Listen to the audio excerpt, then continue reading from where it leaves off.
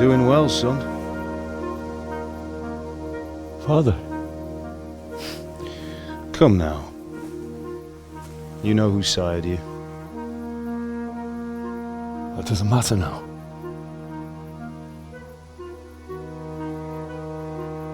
I miss you, Emma. I miss you very much. You'll be fine. We're proud of you. For what? I let you down. I lost the sword. I let that bastard get away. Don't be so hard on yourself. There was nothing you could have done to save us. And someone has to live and carry the torch. As for the sword, it's just a thing. You didn't want me fighting. Now look at me. Standing up to evil isn't the same as sowing its seeds. You did what was right.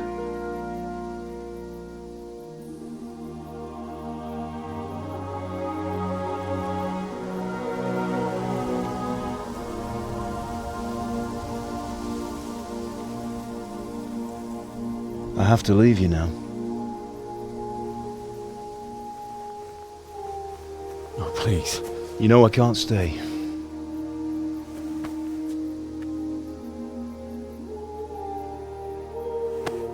Will I ever see you again? God knows.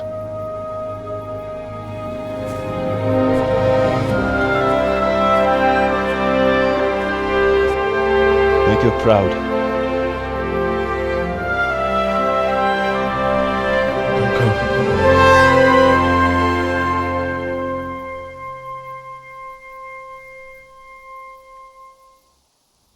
Don't go. Oh, don't go. No. What on earth were you dreaming about? I couldn't wake you, and it's well past dawn. Sir Radzig wants you at the upper castle. The lords are in council with Jobst. Right. I'll go straight away.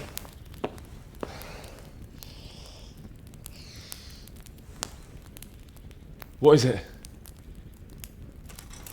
It's just... I don't know how to address you anymore. All of a sudden you're Sir Radzig's son, hobnobbing with lords and ladies. And here's me, as common as muck. Oh, give over, you idiot. Do I look like a lord to you? Not really. You're as much a lord as I am a nun. And I've never looked good in a habit. Get out of here! Or I'll have you clapped in the stocks.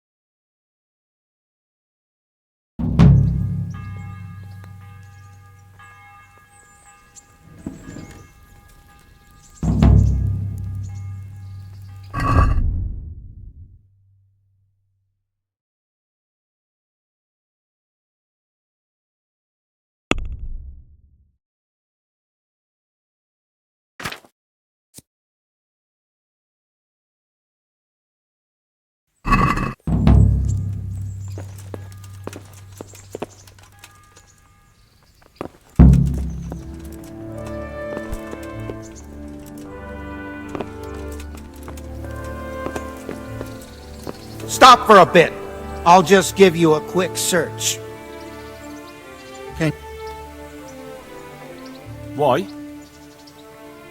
For security reasons.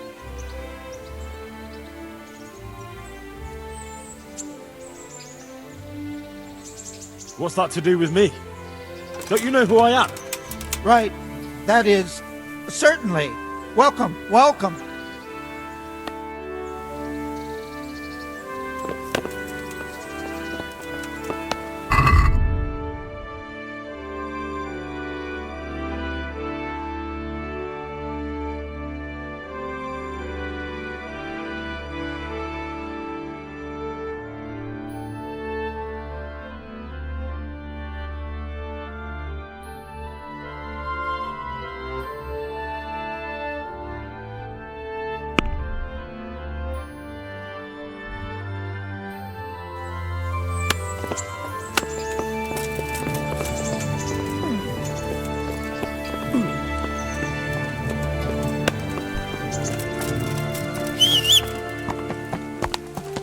show me what you've got concealed. Yeah.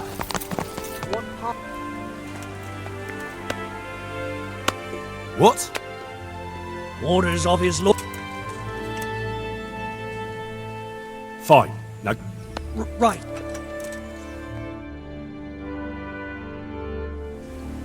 yeah.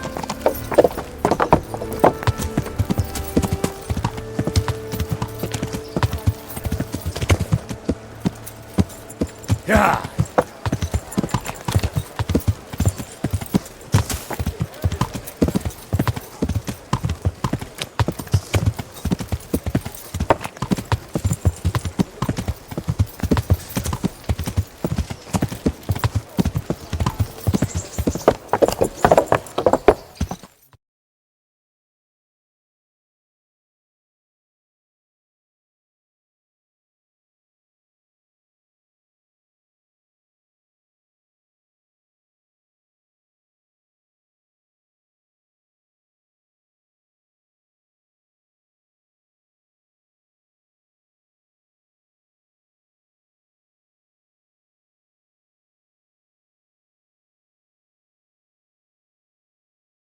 Ah, Hal.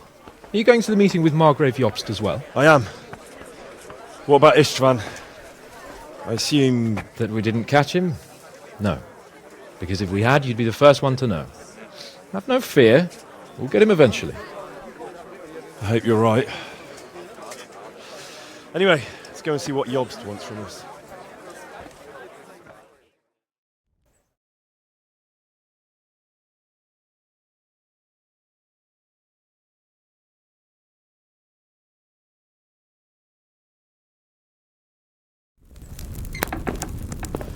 My lords, Christ's blessings on you all. And on you, Lord Capon. And this is my son, Henry. I didn't know you had a son, Sir Redzig. It came as a bit of a surprise to young Henry, too. This gentleman here is John II of Liechtenstein, a member of my council. I'm honored, gentlemen. Come join us. Margrave Jobst was just about to tell us the reason for his visit. Your Grace? I'm sure we're all agreed, Your Graces, that all this unrest must come to an end. This kingdom needs a king. Question is, which king? My cousin, Wenceslas IV, who is being held in captivity. I have to confess, my lord, that your answer surprises me a little. If I'm correctly informed, until recently you sided with your other cousin, Sigismund. That I cannot deny, and I have always stated my position plainly. But times have changed. How have they changed, Your Grace? Sir, there is one thing on which we undoubtedly concur, that King Wenceslas, unfortunately, did not inherit his father's gift for governing. Sadly, his failures have cost Bohemia, the nobles, and our whole Luxembourg family a great deal of money and effort. How did the king let it go so far, damn it? It's in his temperament. He cares only for wine, women, and the hunt. A king, in fact, who never wanted to be king. Then why didn't he just let his brother have the crown? Young sir, the crown weighs heavy when there are duties to be performed, but to surrender it means giving up great privileges too. But he did surrender power to his brother. When things started getting out of hand, Wenceslas appealed to Sigismund for help in restoring order. What, you're saying Wenceslas invited him here? This is starting to make my head spin. Actually, it makes sense when you think about it. Sigismund wanted to re-establish the power of the whole House of Luxembourg. He thought if he helped Wenceslas win the imperial crown, in return his brother would help him become the king of the Romans, and leave the actual reign of Bohemia and the empire to him. Sigismund would govern, while Wenceslas could carry on doing what he was best at, enjoying the life of the imperial court. Why wasn't Wenceslas crowned Holy Roman Emperor long ago? He was already elected king of the Romans. All he had to do was go and let the Pope put the damn imperial crown on his head. Who knows? Maybe he'd prefer hunting and consorting with bathhouse wenches to spending time with the Pope. Well, so would I must admit. Sigismund's plan seemed sound enough, but it didn't quite work out, did it? It worked for a while. He and his brother reached an agreement. Sigismund took over administration of the kingdom and began planning Wenceslas's journey to Rome for the imperial coronation. But then Wenceslas realized he would just be a puppet with a crown.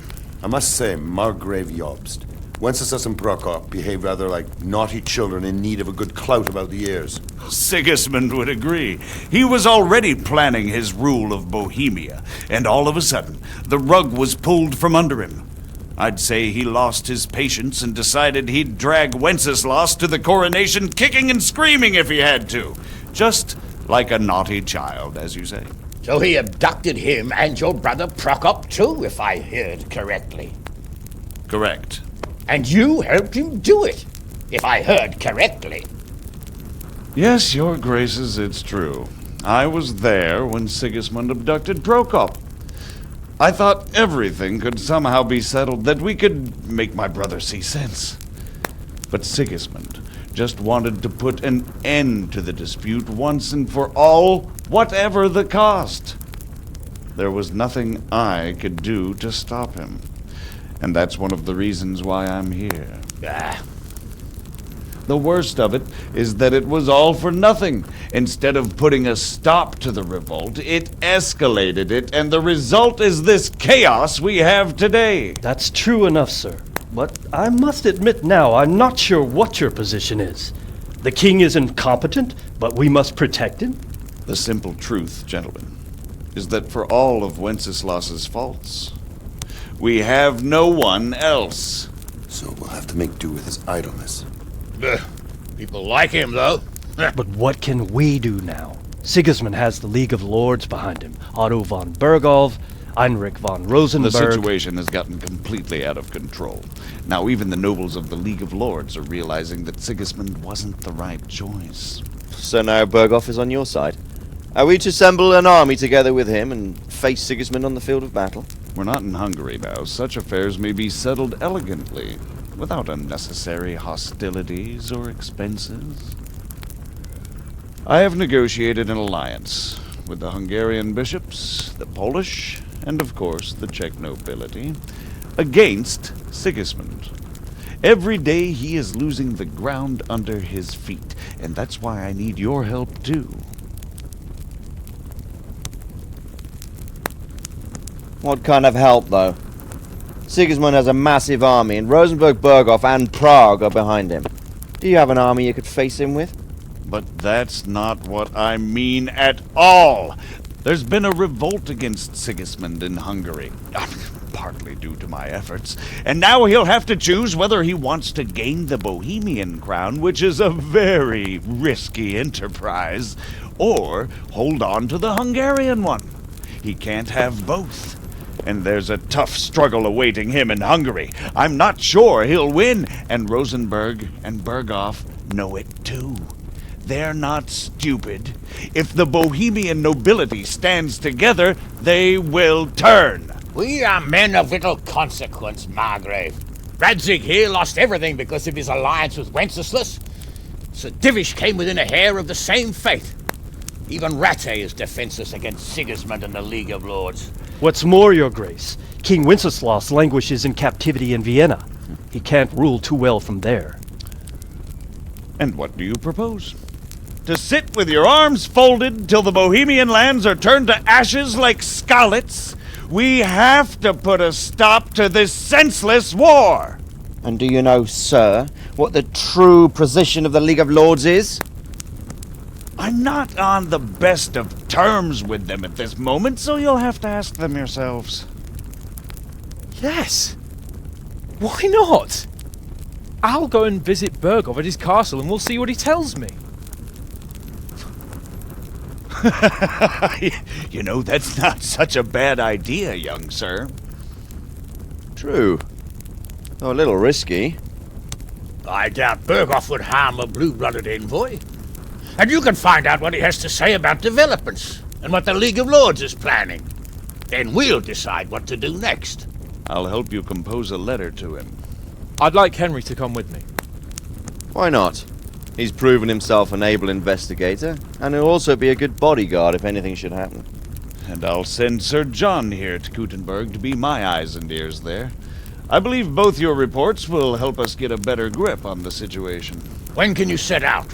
Just as soon as I've packed my things. Excellent. Margrave Jobst and I will draft a letter. Get ready, and we'll meet back here.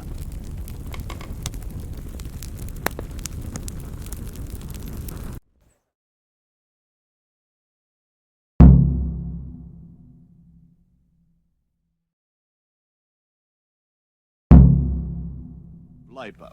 Quite so, Margrave. What exactly am I to write? Oh, what isn't really the issue. The question is how.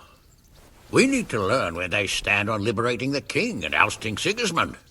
If they'll make trouble or join our side, but... But we have to ask in a way that won't leave Sir Capon being run out of the castle with a whip. Exactly. How about writing that you're concerned about current events and that you want to see things settled peaceably? And then ask the opinion of the League of Lords. Very well said, sir. And what they want to do about freeing King Wenceslas. Whether they think liberating King Wenceslas IV might contribute to resolving the dispute. And what they plan to do about the god-awful mess in this country. What steps they envisage taking to end the pillaging of Bohemia by foreign armies. I couldn't have put it better myself. Well, I'd also venture to suggest one more. What is their stance on that is, the initiatives of Margrave Jobst? So, it looks like you're off on a mission. Yes, I can't wait. I don't want to dampen your spirits, my boy, but watch out. These are evil times, and who knows what can happen along the way. Not to mention that Bergov is no saint. Don't worry. I know. You've shown you can fend for yourself, but do take care. You'll be travelling as Lord Capon's bodyguard. You'll be there to make sure nothing untoward happens to him. Keep your eyes peeled and your ears wide open. What Bergov tells you is one thing, but what you see may be quite another. Rest assured, Father. And don't get embroiled in anything else. Just hand over the letter, hear out his reply, and return. Yes. Very well. Bergov is at Trotsky Castle. I think you'll find it quite an eye-opener. It's one of the finest castles in the land. It's 3 days' ride from here, so unless you hit a snag along the way, you'll be back soon enough. Any questions?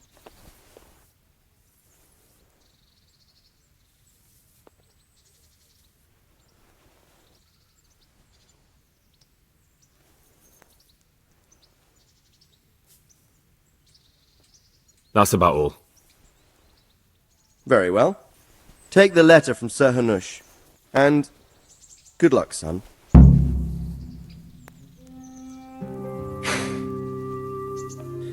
So what do you think of it all? I think I don't know what to think. What makes two of us? I didn't know anything.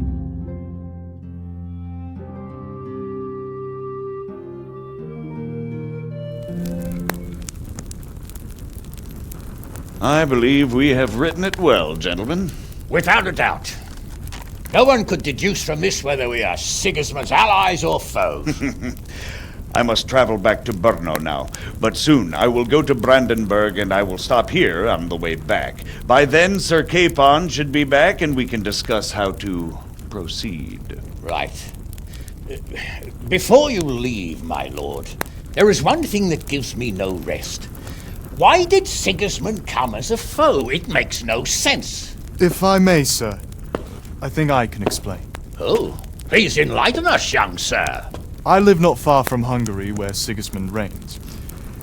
It is a savage country, and the constant war with the Turks has hardened the people. They need a monarch with an iron hand. So when Sigismund felt the wind of revolt, he reacted as he would at home. Only what works on the Hungarian nobles does not work here in Bohemia. Bringing order is one thing, but slaughtering and pillaging with a horde of barbarians quite another. What purpose does that serve? But Sigismund did give the Bohemian nobles a chance to take his side. It was only when they refused his ultimatum that he lost patience and took to the sword. As for the barbarians, he could afford nothing better. The Hungarian nobility would gain nothing from joining his campaign in Bohemia. He didn't have enough coin for a regular army, and so he recruited the Cumans. What he does not pay them, they make up for in plunder. But in the end, he didn't have enough to even satisfy the Cumans. That's why he raided Gutenberg and Skalitz. He wanted the silver. That makes sense. My lords, how's the letter coming along? It's done. Then we can be on our way.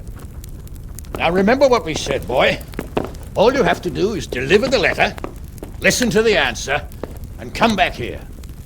Don't provoke Berghoff in any way. Provoke? Me? Never, Uncle. We'll be back in a few days. Farewell, your graces. Come, Henry, my men are waiting. I wish you Godspeed.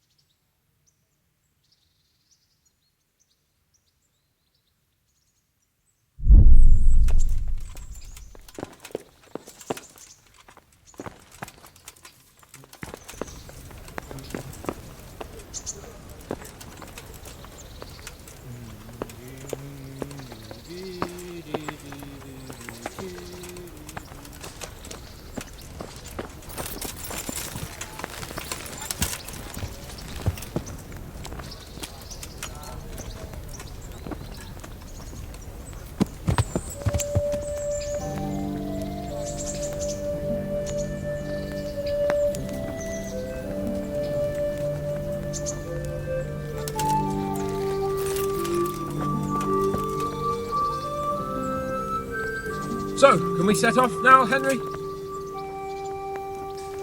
Of course. I can't wait. So, to horse! The Lord of Berghoff is bound to be waiting us eagerly.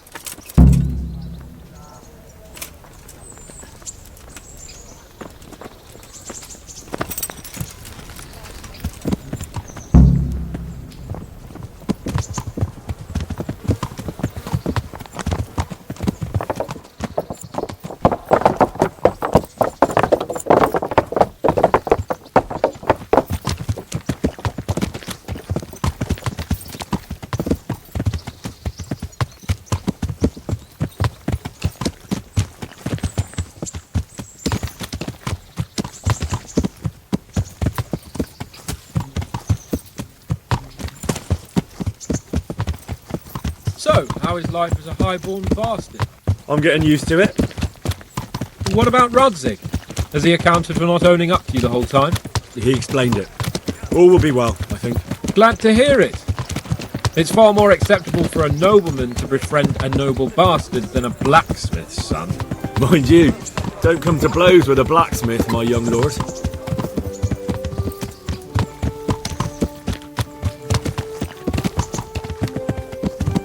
What do you think about Sir Jobst and his plan? Well, I admit all the scheming has me a little lost. I thought Sigismund was the devil, Wenceslas a martyr, those on his side the heroes, and those against him the villains. I believed we'd rescue the king and all would be well again, but now it looks a lot more complicated. Yeah, exactly. I didn't expect the noble lords to be as noble as the angels, but I hadn't expected such a sewer. They behave like children. I can't fathom how after all this backstabbing they're somehow still on speaking terms. I don't know either. It beggars belief.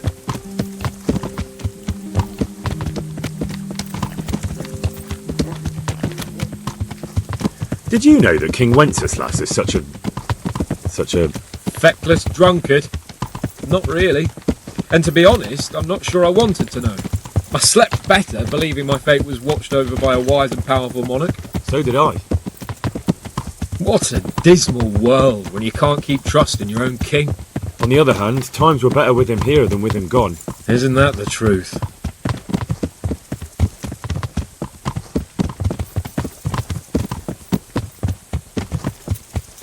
What do you think of Sigismund? If I were him, I'd have had enough of my brother even sooner. But he's a monster. Look at what those hordes of his are getting up to here. What he did in Skalitz. True enough. On the other hand, if Wenceslas and Prokop hadn't double-crossed him, none of this would have happened. No one forced him to burn Skalitz. That's a fact. But he couldn't let them shit all over him either. Not that I'm defending him, mind. He's a weasel. No doubt about that.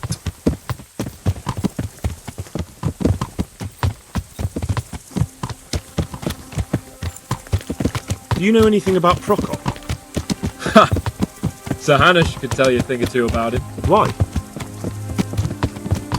Last winter, a certain Sir Jan Sokol of Lamberg, a well-known knight, or robber baron to some, tried to occupy the city of Iglau, which was on the orders of none other than Prokop. And what has that got to do with Hanush?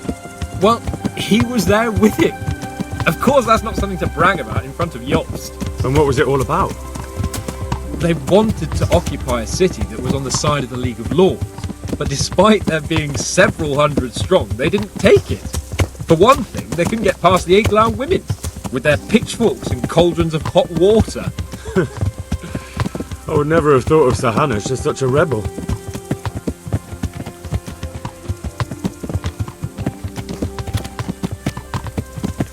And have you heard anything about Rupert of the Palatinate? A little. He can't manage even to wrest power from a king who doesn't much care for ruling and isn't fighting back. That doesn't seem like a man who has what it takes to rule. And that's all I need to know.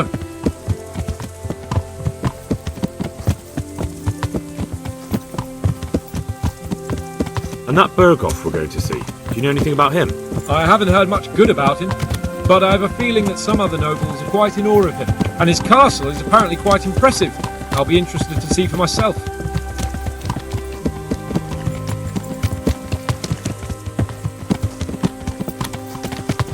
And what about the League of Lords? Wealthy, pompous. The king doesn't seem to like them much. He's chosen to let the lesser ranks of the nobility into his circle, men like your father. I admit I don't blame him one bit, but the Lords weren't happy about their lost influence, so they put their foot down.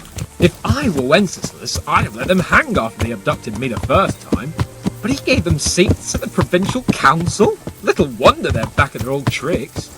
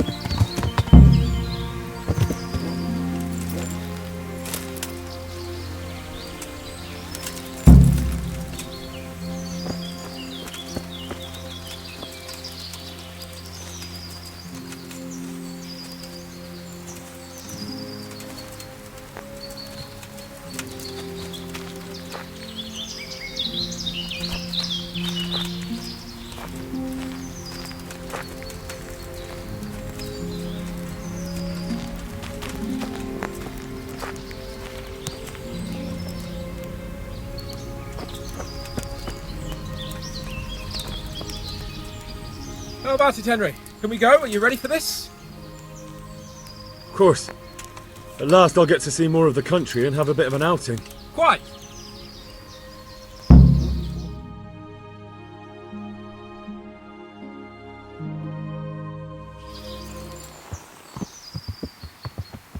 Let's get to it then.